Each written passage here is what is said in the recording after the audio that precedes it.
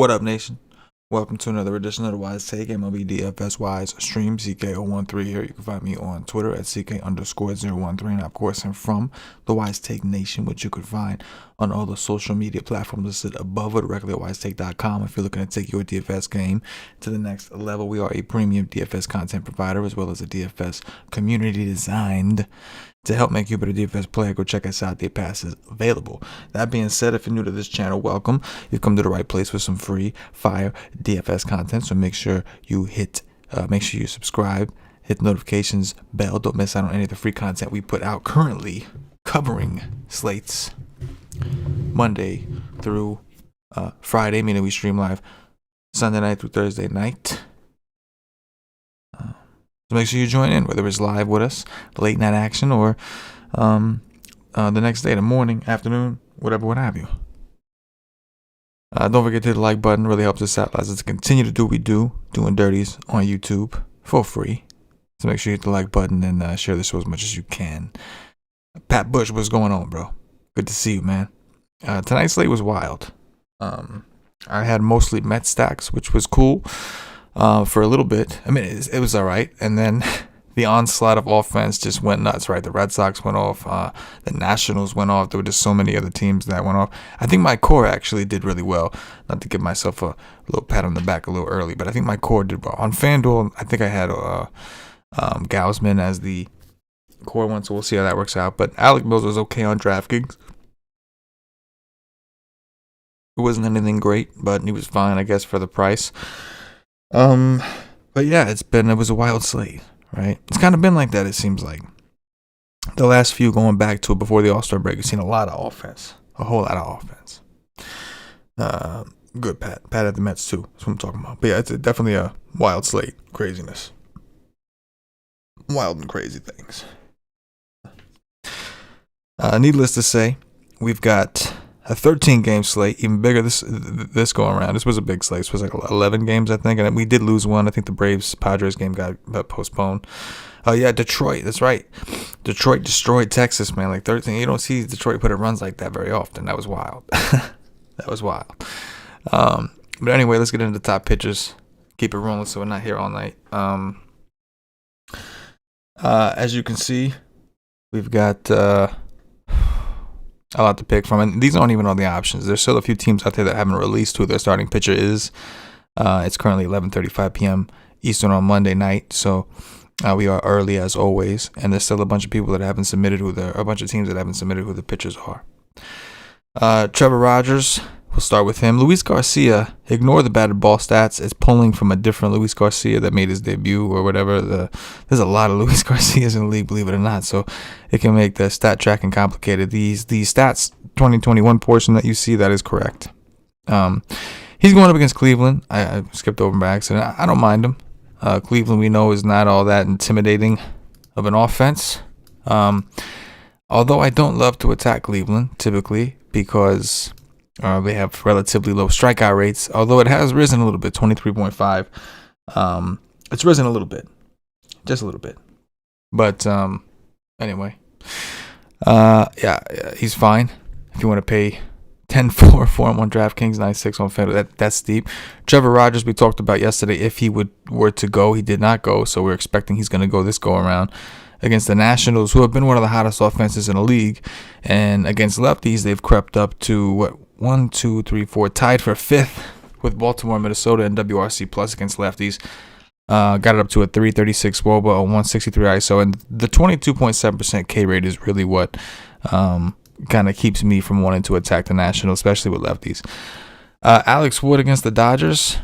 If you are going to attack the Dodgers, you're better off at least trying with a lefty opposed to a righty. They have a 188 ISO, so there's definitely still a threat, and a 104 WRC plus against lefties, but a 23.8% K rate, which is not massive, but if you look at them against righties, 22.4. So the lefties is definitely the better side to attack them with. And only reason we're even talking about this is because Alex Wood's numbers are pretty solid. You know what I'm saying? Sean V, what's happening, bro? Good to see you, man. Dakota Simpkins, what's up, man? Doing good, bro. Hopefully you are doing good as well, man. Good to see you guys. For the turnout. For live. Okay. What else we got here? Yu Darvish. He was going to be really popular against Atlanta. Had he not gotten canceled. So I'm curious to see what ownership does. Now that we have more options, we don't have a ton of great options, so it's still not like a slam dunk. Maybe he will still be chalk, but you also have Aaron Nola against the Yankees. Nola's ERA is a little high for him, but his xFIP and Sierra are really low. K rate looks really strong. Yankees been playing better, and this game's in Yankee Stadium, but either way, it would have been a pitcher-friendly park. Yankees 25% K rate against righties so far this season. I do think I'm interested in Mr. Aaron Nola. We'll skip down to Shane McClanahan. We're in SP2 range. Another one that has numbers that are just way better than his ERA implies. 3.24 xFIP, 3.63 Sierra, 28.2% K rate. We did talk about Baltimore.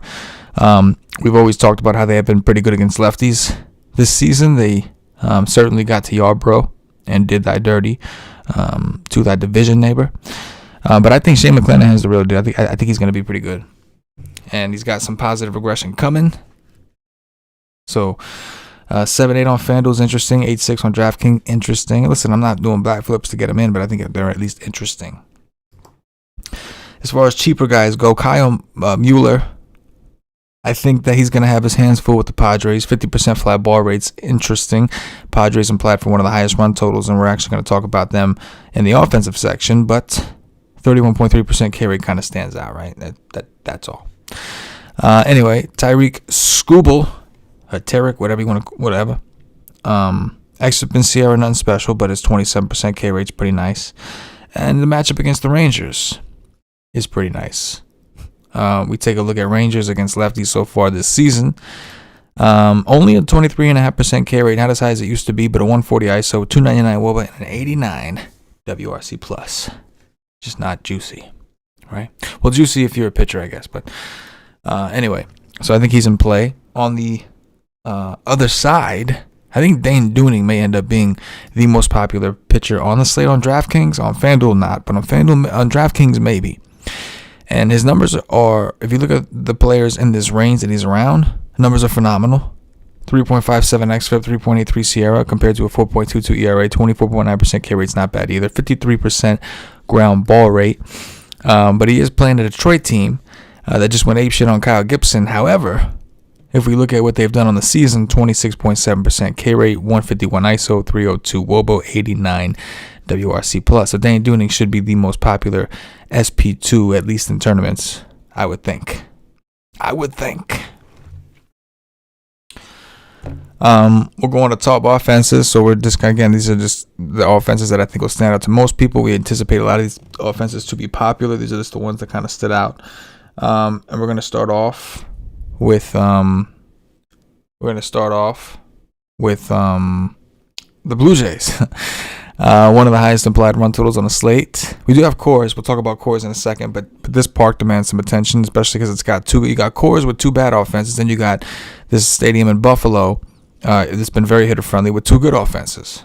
So the Blue Jays expect them to get some love, as they should, against Garrett Richards, whose numbers are terrible. put it straightforward, bluntly, whatever. Numbers are not good.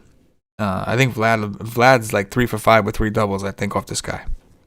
So yeah, Blue Jays are gonna be popular, rightfully so. So Thomas Hatch is supposed to be pitching for Toronto. It's not confirmed.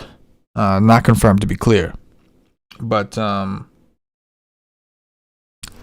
Thomas Hatch, I think he's having some control issues. His numbers in AAA weren't anything crazy.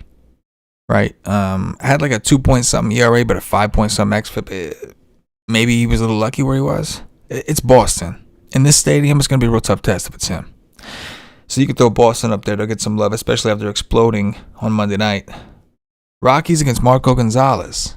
Marco Gonzalez has been terrible this year. 5.04 xFIP, 4.84 Sierra, only a 19% K rate. His ground ball rate's 30.5%. This game's going to be a lot of fly balls. This game's going to be in Coors. Rockies are not a good offense, but they have been tougher on lefties. If you take a look at their numbers against righties, they're dead last in WRC plus against righties with a 144 ISO, 297 WOBA. Against lefties, 325 WOBA, 161 ISO. At this point, I'm just curious as to who's going to be more popular. Toronto or Coors? People come here or is it Coors? On the flip side, the Mariners getting a massive park boost. I love to play teams with massive park boost, but German Marquez, man, he's been solid. I know our man Pat Bush likes him some German Marquez. He's played him in some circumstances, and Marquez has won him some money. So I'm sure he's going to be looking to take a look. Again, it's Coors Field, but Seattle, 26% K rate against righties, 157 ISO, 296 WOBA, and 90 WRC plus. Two bad offenses and the best hitting park in the game. We talked about Kyle Mueller, but I mean, it is the Padres. Now, one thing I'll say about the Padres are on par for 5.5 runs, so they'll get some attention. One thing I will say about the Padres is they've been better against righties. Now, that being said, I guess it's mostly the ISO where they've excelled against righties over lefties. 171 ISO to righties, only a 151 to lefties. But if you take a look at their team, man, Fernando Tatis, Manny Machado, Tommy Pham, Will Miley, they got a lot of guys who can hit left-handed pitching. Let's put that to rest. So the Padres should draw some attention, I think. Making Mueller kind of a hit or miss. I probably should have put Mueller in the things to watch. But it is what it is. Moving on. What do we got here? The Mets. The Mets, who currently looks like they have 15 runs, I think. Yeah, it looks like we got 15 runs in extra innings. A couple home runs by Conforto, who's been red hot. Conforto's been red hot. And then Pilar, who came off the bench. Anyway, they play Wade Miley, here he is. Wade Miley, who's got decent numbers. Wade Miley's always kind of been, you know who Wade Miley? Wade Miley is the OG version of Cole Irvin, right? Cole Irvin is that guy. Not a good strikeout rate. When you look at his stuff, you would think he's going to get rocked, and he somehow manages to get through games. That's Wade Miley. The Mets have not been great against lefties this season, but it's a massive park boost for them. And this is a pitcher that doesn't really strike a ton of dudes out. So I do think I may go back to the Mets. In reality, one of my favorite things to do is to attack teams that have weak bullpens. And Cincinnati is one of those teams with weak bullpens. So yes, I will be considering the Mets at least. We'll see. I'll narrow things down in the article. As far as pitching goes, Bailey Ober, he's seen these guys enough, right? The White Sox. He's always playing the White Sox. Xrip and Sierra have come up. Now, they're still lower than his ERA, but they have come up. Fly ball rate is massive, but a 26% K rate. I feel like the Chicago White Sox, who are home in a hitter-friendly park, may go lower owned. And they have a lot of upside. So that's kind of interesting. John Means is back. He looked good, man, for a while. Playing a Tampa Bay team that strikes out with the best of them. Don't know what his restrictions may or may not be. But obviously, this is a game in general that should carry some low ownership outside of maybe people rostering Shane McClanahan or whatever. And then I talked about him already, but Aaron Nola, I think I have interest in Aaron Nola already. I think I've talked myself into it without even trying to talk myself into it. I did not have Aaron Nola listed in my top pitcher section because I was going to save him for here. I talked about him prematurely, but yeah, so that's going to round that out. Dong Watch, I'm going Vlad Guerrero Jr. Told you about the BVP, batter versus pitcher history against Garrett Richards. I'm going with J.D. Davis of the New York Mets, lefty masher. And then we're going Trevor Story. Trevor Story and Coors. That's the Dong Watch today. Vlad Guerrero Jr., J.D. Davis, Trevor Story. Yeah, Pat, appreciate it, man. Pat's going back to Marquez. I knew you would. Anyway, Nation, that's going to do it for us. Appreciate you watching with us live. Those of you that are able to do it. Those of you that couldn't, I appreciate you taking the time to listen to it after the fact and help start your research with this. Hopefully, you guys join at WiseTake.com and I catch you around the Slack chat if you're a monthly member or higher. Either way, we'll be writing my article as usual. Paulie D be doing his dirt sheet as usual. Projections and cheat sheets will be up as usual.